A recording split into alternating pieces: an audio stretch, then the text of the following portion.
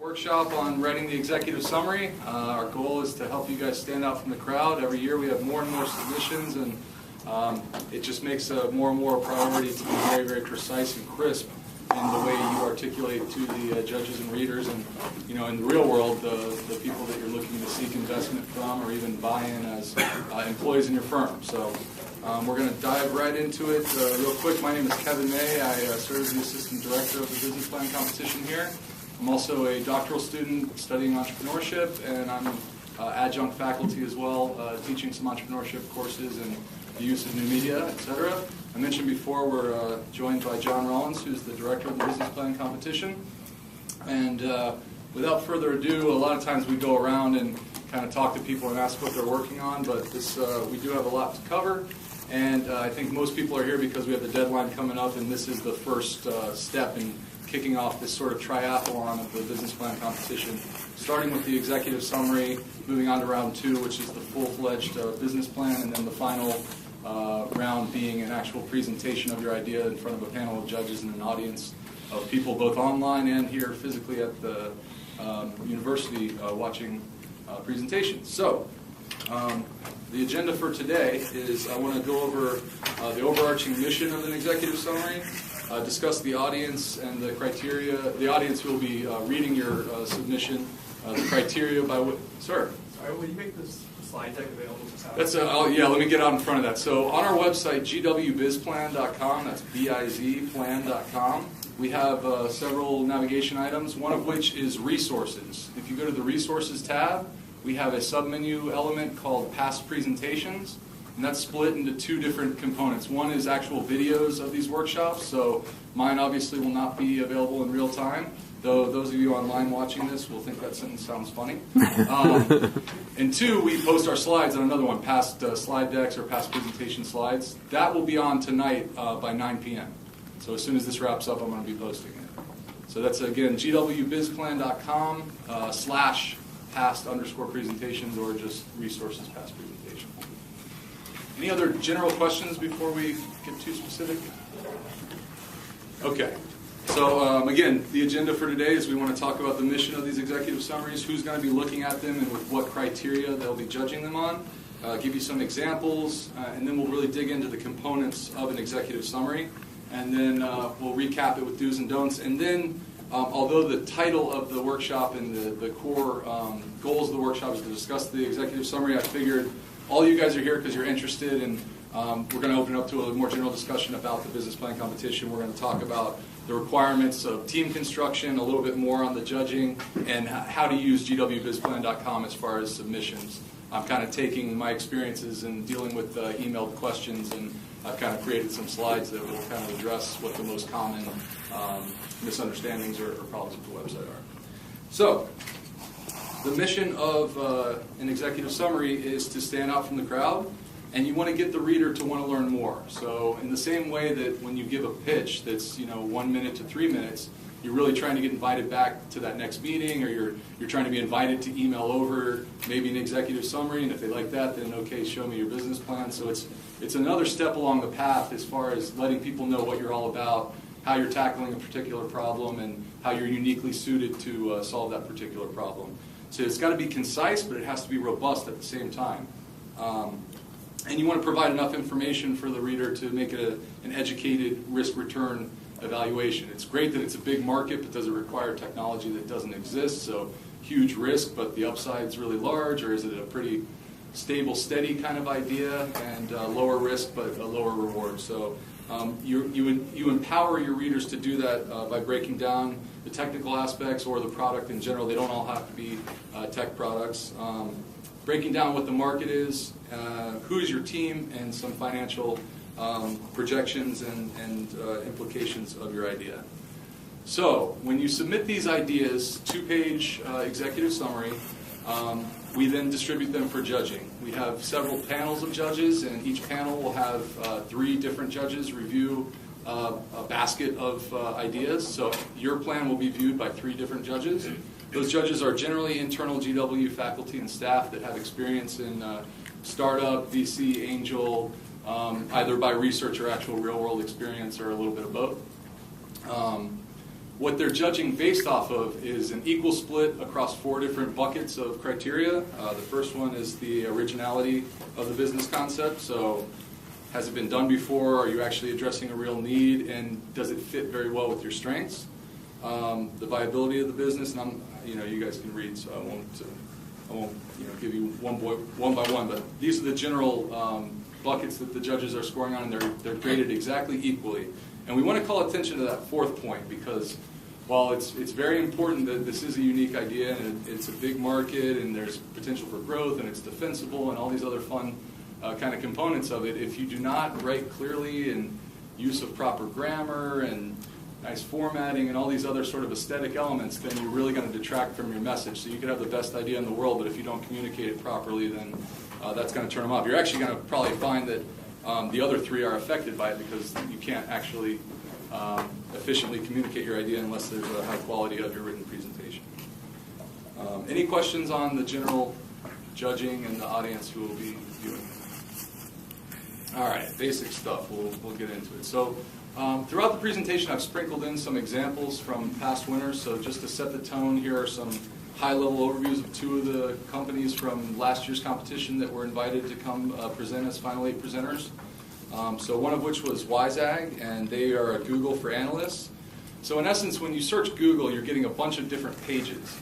And what WiseAg does is it goes in and it finds out about what's underlying those pages. It's scraping data sets. It surfs what they call the deep web as opposed to the surface web, which the Googles of the world do, which is actually pretty awe-inspiring when we think about how large Google is and what a vast wealth of information it is to know that there's even more beyond that. But at the same time, they talk about for people who want the bird's eye view, so it's not necessarily a consumer product, and as we get into different components, you'll see how they articulated that.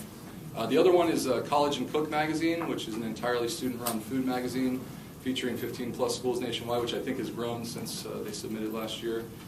And so, what are the typical components of an executive summary? Now, I'm going to dial it back to when I was talking about the 3 phases of the business plan competition before, which is executive summary, full business plan, presentation. An executive summary is only 2 pages, so you think, oh, not a lot of work. But in fact, it's a consolidation, it's a boiling down, it's a distilling of your business plan into the essence of it in 2 pages, which is actually quite challenging.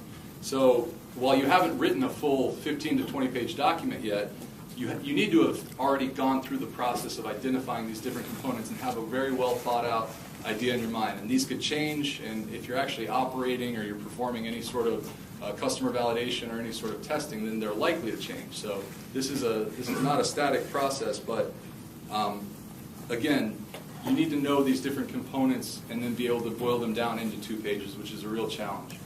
Vincent van Gogh said how difficult it is to be simple, and we certainly find that to be the case with taking these really big ideas and getting them down into really digestible, crisp, clear 2-page document. So the different components are a general introduction, a problem statement, a solution, an analysis of the market, what is your competitive advantage, what's your revenue model, who's on your team, and where do you think you're going financially, and why, of course, and what are your investment needs. That's something that's often forgotten. So you say, oh, this great idea, this huge market, we got this great problem, but you don't tell the person on the other end of the communication what they can do to help you out. So we found that a call to action of, based on all that, this investment will help us achieve those goals is a very powerful motivator for judges to believe in you and be maybe more inclined to jump up closer to that 5 instead of that 3 that they were maybe going to mark on one of the categories. So we're going to go into more detail of each of those subjects. I have a question about the last one. Sure. So the revenue model, financial projections and investment needs, can all of them go in the same table? I mean, it's only one data. So revenue model can be more qualitative than quantitative. So you can be talking about a subscription-based version versus a license-based versus a freemium model. So it's more the drivers of the inputs into the financial model. So sometimes you need to articulate that. And we're going to get into unique slides on each of these. So maybe I'll go through it and then we'll revisit that question after we've gone through it. Anything else before I move on? All right. So the introduction, you want to command the reader's attention and you want to give them the most compelling aspects of your venture. In an ideal world, it's a unique and defensible solution to a big problem in a growing market with a world-class team and an executable strategy. So what does that mean? That it kind of goes back to those points that the judges are based on. Has this been done before? Is it a very, very small iterative innovation? Is it a small pivot? Or is it something that nobody's ever done before? And when we talk about defensible, we're talking about how easy is it for somebody else to copy it, or how is it for an existing player in the market to see you're doing that and kind of disrupting their market and adopt it before you've actually had a chance to become more established. And some of those defensible ideas are your team can be part of it. You just happen to have this group of experts that would be very hard to put together otherwise. It could be that you have intellectual property protection. This isn't a really great entrepreneurship example, but a taxi driver in New York City has a token, and that's something that means that nobody can just start running their own taxis unless you start looking at Uber and some of these other kind of quasi-taxi things, but we can talk about those afterwards. And is it a big problem? Especially when you're writing business plans, they're typically for an investor to view, and if an investor is going to spend their time working with you, it's not just that they're cutting you a check, they're also giving you mentorship, they're giving you advice, they're giving you access into their network. So they want to make sure it's worth their time, and it's something that they can see themselves getting involved in and is going to make a return for them. And not only do they want it to be a big problem, they want it to be a growing market. So it's big now, and they want it to be gargantuan in the future. Not all ideas are going to be like this, but if you can show, like I said, this isn't an ideal world, but if you can show here's the problem and here's the trajectory of it, it's not already saturated, we have a long way to go, that's going to help. And there's no replacement for a world-class team. Yes? Just curious, are these are fine. I would imagine that if somebody got a lot of money, I could imagine why they'd want to look at those things. Right. Is this indicative of the judges? No. It's the way you articulate your plan. So if you're not some huge next Google kind of thing, that's fine. It's just you articulating what you are and why it makes sense and why this is your path. I could imagine judges not wanting those things, for instance. I'm sorry? I could imagine judges not wanting those things, like potentially, right? Like maybe you're looking for something else. And you kind of hear what I'm saying. There's an alternative approach to big, right? Sure. Right. Sure. Yeah, absolutely. Just wondering if that's the judges that we're speaking to? Or? No, it's hard to say what an ideal world is because we have submissions that are nonprofits, we have green tech initiatives, we have, web-based initiatives versus, your more traditional kind of coffee shops, but with a twist, and all of them are welcome. And I wouldn't recommend that somebody takes an idea that doesn't fit this ideal and then try and make themselves sound more like it. Be true to yourself and to your business idea. And that's what judges really want. They want to see passion. They want to see that you're really into this. So it kind of comes back to the team. So to your question about what judges want to see this, I don't think they want to see a student who's never programmed anything in their life saying they're going to build the next whatever because they're going to think it's not feasible. So it's a great question, and I'll rethink this slide in the future because unfortunately, the answer is it depends across the board on a lot of these things. And one more question that Luis had is, he said it could all be a part of the same charter table. It doesn't even have to be that your financial section is a charter table. If you can explain that very simply. So each different market, each different idea kind of lends itself to different ways of communicating themselves. So if I'm a manufacturer and I say, I can develop it for $2 and the market will bear a $10 price, I don't need to give a whole lot of extra detail. People can kind of say, okay, $8 margin's great. But if I'm a web-based kind of fuzzier thing, then I have to spend a little more time explaining why it's going to work and where my money's going to come from. Any other ones before we? All right. And is it executable? So that kind of circles back to that. So WiseAg's introduction goes a little something like this. Google's web search engine is so successful that the word Google is often used as a verb, but those who believe that whatever does not exist at Google does not exist at all are wrong. And he goes on to explain the deep web, but it kind of gets you engaged right away. You know that, okay, I know Google. It's like the Kleenex or Xerox or Coke of search, and man, they don't do everything, and so these guys have a solution. So this is a really quick way to kind of get readers engaged and interested in what they're doing.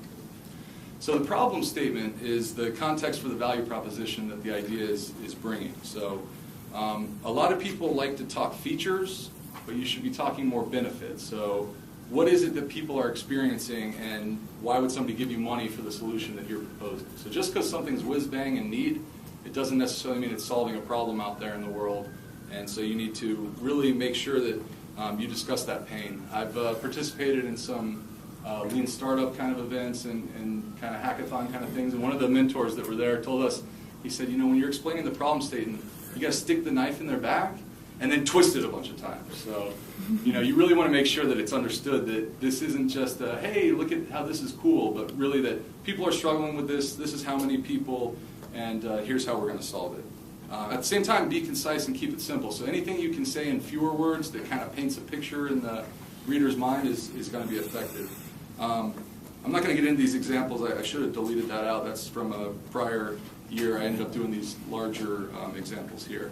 So Collagen Cook, which is that university-based food system, food publication, they listed their problem statement as the food-interested college community has been growing by leaps and bounds. To date, no single gathering place for this diverse mix of students exists. Additionally, food as an academic subject has recently gained respect within the academic community, with these interests ranging from implementing food policy to studying patterns in food writing. So it's a growing need. Students want it. More and more people are foodies, but there's really nothing that college students can go to. So I can learn all about cooking, but can I learn how to make a souffle in a shot glass, which is one of their dishes that they have? It's a lot of stuff for microwaves, and it's a lot of stuff that your college kid could adopt to their dorm room and not have access to a full-on kitchen with a Cuisinart and all these other sorts of advanced things. So when you get into the solution is describe how what you're offering solves that pain. Who's going to use it? Who are they paying for? One note we like to give, and this is a common question that we get, is about disclosure of your ideas. And it's always a challenge in any sort of entrepreneurship competition where people have a good idea, they want to get the feedback, they want to get the mentor network, but they don't really want to part with their idea and they want to make sure it's protected.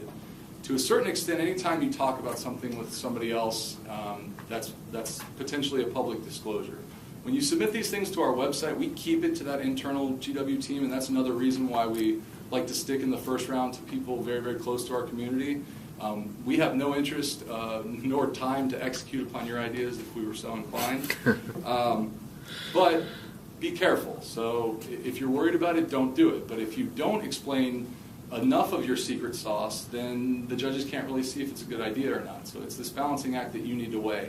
I think you're a lot safer in the first round in that, like I said, we're not going to push anything out. We don't share it with anybody other than the judges within that panel.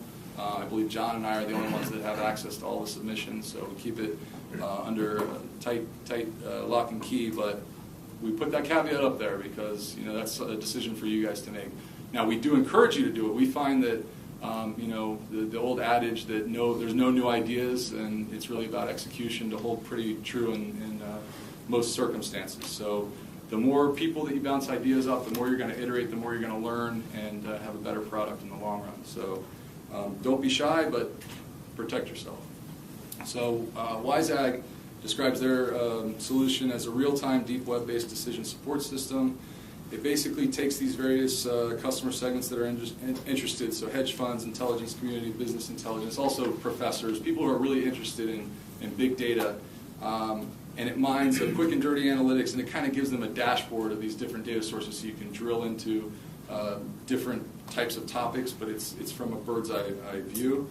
And they actually go on to explain that they have terabytes of data, but that GW has 3 patents involved in the technology. So when you're first reading it, you're like, okay, this is some kind of high-level technology that maybe I don't get, and that maybe isn't feasible, but okay, so there's some patents there, so you're starting to see some intellectual protection, so that's enticing the reader more. And then we want to find out, like we were saying, how big is the market and who are you actually going after? So the class, some of you guys were waiting outside before coming in here, the class that we teach just before this is called New Media Marketing, and we were talking about buyer personas, and this is a very similar idea. Is who are these people? What are their demographics? What kind of money do they have? How many of them are they? What's their behavior patterns? Which kind of media are they more likely to consume? And point of sale, who makes the decision? So, mom traditionally buys the cereal, but kid traditionally makes mom's life a living hell if that cereal is not what kid wants. So you get these cartoons on commercials. So really identifying not only who your product's for, but who's going to make that buying decision. What's the transaction going to be like? What are the channels to market entry? And then, again, is it an addressable market? So if you're looking at the Chinese market, that's a really hot one that everyone wants to get a piece of. But if you don't know anybody there, then how addressable is that? There's all sorts of regulatory issues and just problems in trying to break in potentially to a market. So make sure that it's addressable. Maybe it's not addressable to everybody, but you have some unique skill set and how it is addressable for you. And of course, fast growing, again, no matter what it is, I think people like to see potential growth. So Collagen Cook says that with over 20 million college students nationwide, all of whom must eat, there's a clear pool of potential readers. Today, most campuses are home to food-oriented student organizations such as food cooperatives and dining clubs. And they're going to be the first one to provide such a publication and kind of have a first mover advantage as their way that they're going to get into that market. So you want to provide a competitive landscape. A lot of times you'll hear, I looked into it and there's no competition. Isn't that great? A lot of times people think that the lack of competition is advantageous. Well, most times that's probably not the case. There probably is competition. If they're not around, they might have gotten obliterated already. So maybe it's not as big a market need as you potentially thought. You really want to have something where there is a robust marketplace somewhere in the neighborhood of where you want to be addressing that, but you're going to do it better, you have a better technology, you have a better patent, you have a better team, whatever that may be.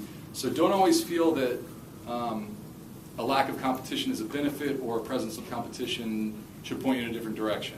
It actually shows a robustness of that particular industry and market that you're looking to get into. And how can you explain that you do it better, and especially how do you do that credibly? And so I've kind of lined up two different ways of showing that. This is a matrix that kind of breaks down corporate strength versus technical robustness. You can have any X and Y axis that you want depending on what kind of argument you're trying to make. And it basically breaks down who the niche players are, who the innovators are, the challengers, and the leaders. So within this market, if I were trying to break in, I'd want to be in the IBMs of the world where I have a high corporate strength and I'm very innovative through technical robustness. So again, we were talking about before, if you can show a picture that says what would take hundreds of words, thousands of words, then that's great. So graphs, images, tables, they're all welcome within the confines of the submission requirements, and we'll get into those more, but don't feel like it just has to be text. Certainly these types of things are great. Here's another one where you're actually showing a direct competitor comparison based off of features or benefits or whatever would be in your matrix. So you define this, but again, with this, it's like, yeah, VMware, great, all greens. I don't have to read anything. I already know that they're better in all these other components.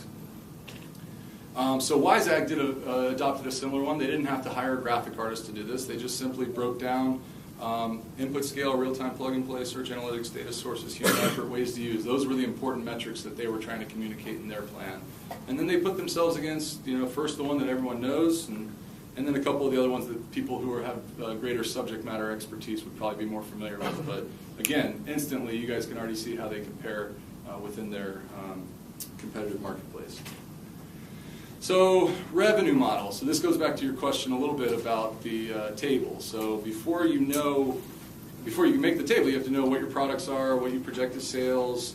Is it rentals? Is it a service? Is it a license? Is it a subscription? Is it advertising? Is it add-on based or freemium? So like Skype you get for free. You can do Skype for free, but if you want to have voicemail or you want to have a phone number that people with traditional landlines or cell phones can call, then all of a sudden you have an add-on. Now that could be that you do a license or, a subscription, so you can pay something like $60 a year and you get a phone number, or you can pay per minute when you pick up, or you don't pick it up, when you click the virtual pickup button and dial a call, then it just tracks you. So it can be ad hoc or it can be subscription based. And a lot of business models and plans are a combination of these different things. So what's your plan? How do you plan on making that money? Do you need to give away some stuff for free to build a critical mass and then work off of advertising, or is it a freemium model where you get people in the door and then they start to love the Dropbox model? I don't know if you saw, I downloaded this presentation off Dropbox, and I started with the 2 gigs and they got me hooked, and so now I'm a year-over-year subscriber. So articulate, what that process is, how you engage your customer, and then where the money comes from. So, Collagen Cook's primary revenue source is advertising fees,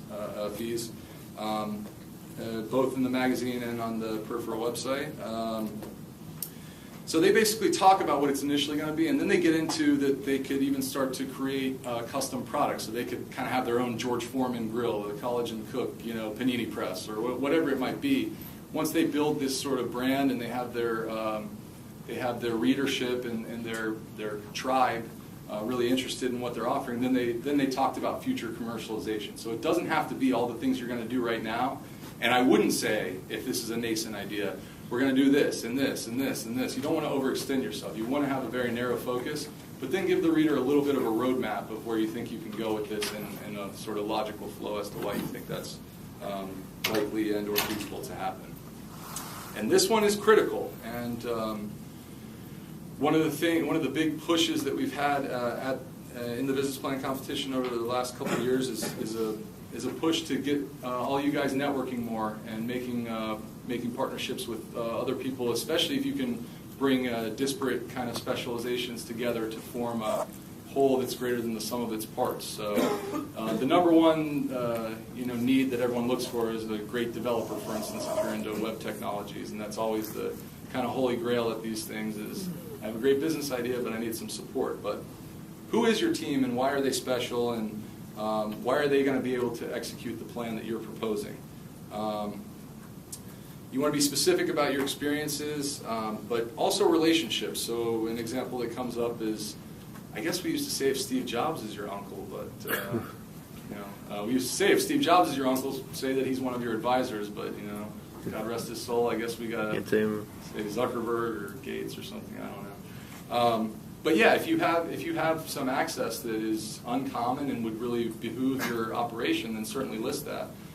Starts with you, then your direct team. What are you guys all about, and why are you an expert? But then who else can you bring to bear from your network? So previous startup or work experience is great. Relationships with potential customers who are already interested, even if you maybe aren't to market yet. Partners, investors. So WiseAg, theirs was pretty simple. It was kind of bullet points, but again, theirs was this hardcore technology. They've already mentioned that GW holds a couple patents due to Professor Zhang's work, and he was able to just say he was a principal investigator for the National Science Foundation, another PI. He's done tech commercialization, and then he has one of his doctoral students supporting him, so he has research experience. But then he's also got some experience at a VC firm in China working in clean energy, so maybe not directly tied to web analytics or deep search, but again, that's a huge market, so he can actually open some doors that way. So it doesn't always have to be a full CV or resume of everyone, but just what are the really important points that are most relevant to your particular idea. So here we are with the financial projections. Typically, you want to have a 3 to 5 year forecast. In the business plan itself, this is a required section.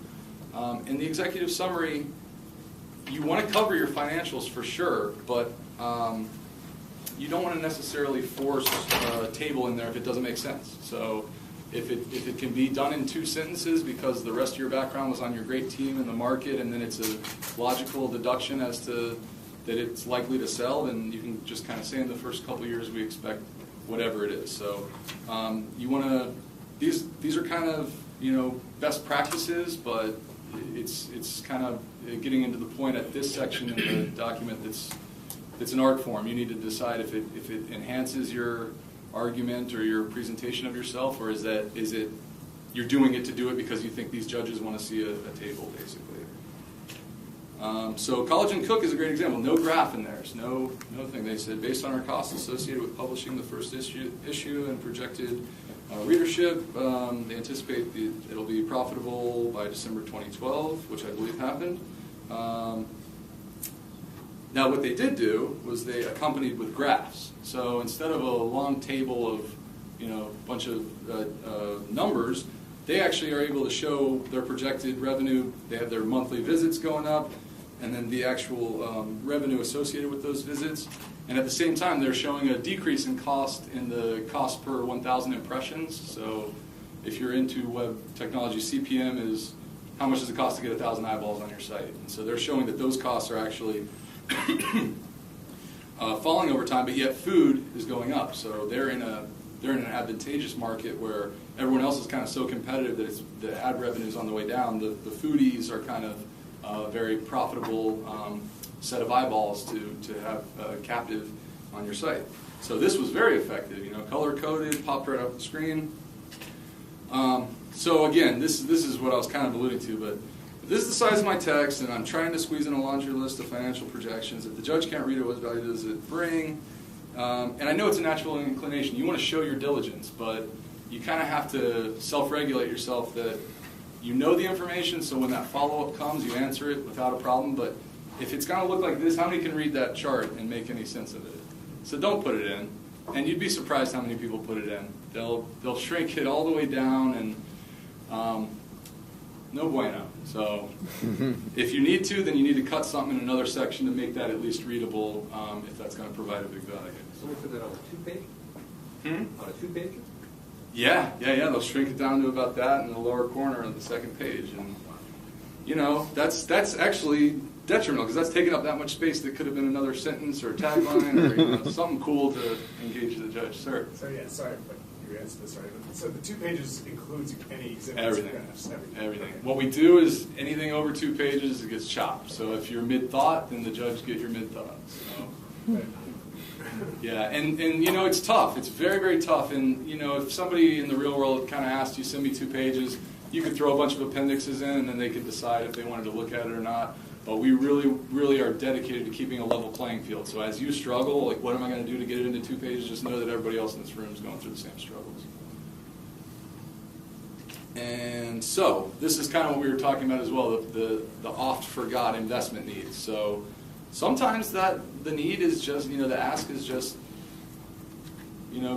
what do you think? Give us some feedback. But since this is a business plan competition and you're talking about financials, odds are that you could use some revenue to help get this off the ground and bring your idea to life. So how much money do you need to execute on your plan? It should, it should be a natural flow from your financial projections. So if you didn't put the table in, that doesn't mean you didn't make the table.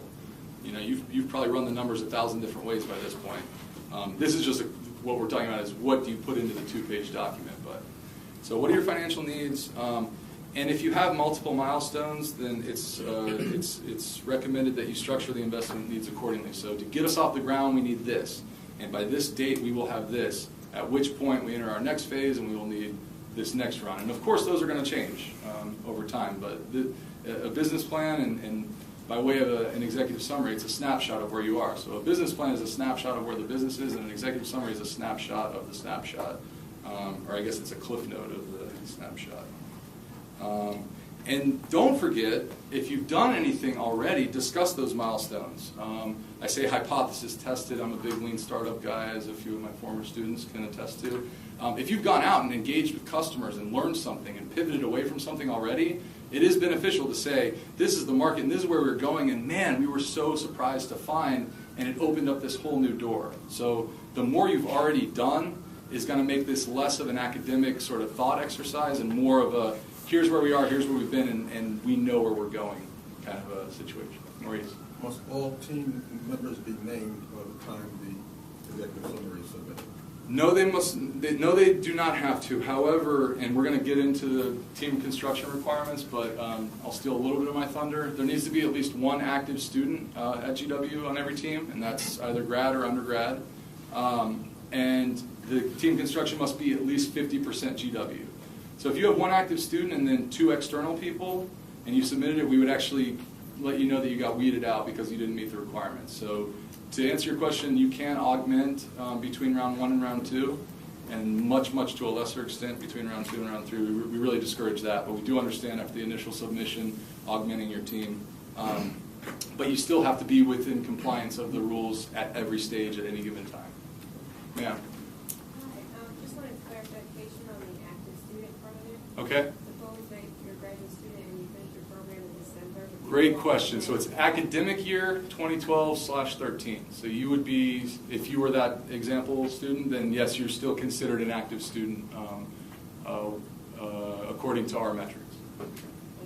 So yeah, anybody out there who's teaming with somebody or has just graduated in December, you still are considered an active student and would count towards that. Just to touch on it, the GW affiliation is not just active students, it also includes alumni, faculty, staff, or mainly alumni, faculty, and active students are the three. So one active student, and then Maurice is an alumni, for example, and then 2 external people, that would count as 50% GW affiliated. So WiseAct said our 3-year target is to achieve at least 10% market penetration of the hedge fund, so that's their milestone. Translates into what the revenue is, and the investment that they need is $500,000. And it's not just give us $500,000, it's 4 or 7 developers in 6 months. So they actually map it back to what the money's going to go for. So here's where we're going with it. Here's what the milestone we want to achieve is. Here's what that's going to equate to in costs. Here's what we need to make it happen, and this is where the funds are going to actually go. That's again a leap that sometimes people leave off, and investors like to know that, because sometimes when you ask for money, it's, you know, they ask, well, is that just going to give you $100,000+ salary, or is that going to go to, you know, something that's going to help you achieve your ends? So if you can get out in front of those questions, then it just shows a more diligent approach to your writing.